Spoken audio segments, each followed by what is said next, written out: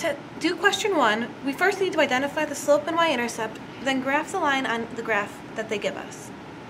The first thing you have to remember to do this problem is the formula for the slope-intercept form, and that formula is y equals mx plus b.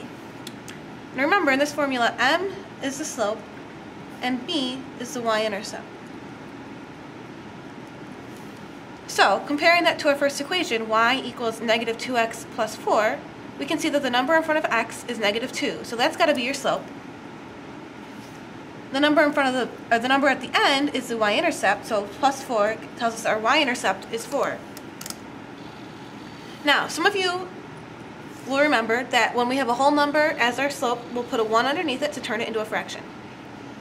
In order to graph these, the first thing you need to do is use the y-intercept. And that's always going to be up or down on your graph. Our positive 4 is our y-intercept, so we're going to go up to 4 and make our first point there.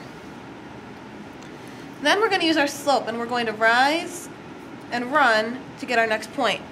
And we're always going to start at the point we just made. That's why we had to do the y-intercept first. So if our slope is negative 2 over 1, we're going to go down 2 and then forwards 1, so right 1. And at that point, we'll be ready to make our line. Let me just grab a ruler.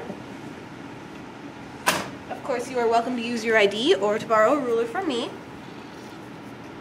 Take your ruler, make a line through the 2 points, and part A is done. Same steps to do part B. Our slope is our number in front of the x, so negative 1/3.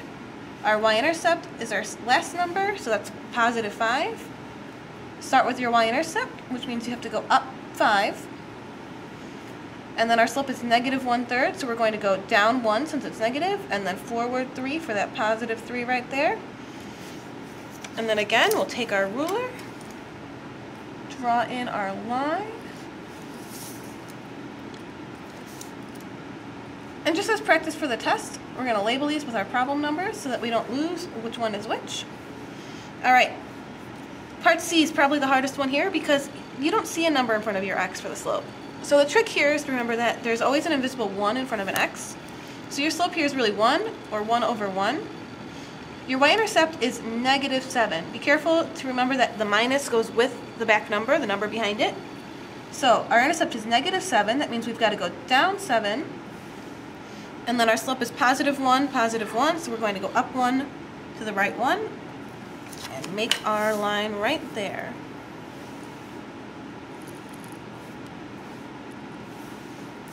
And there you have it. That's problem number 1.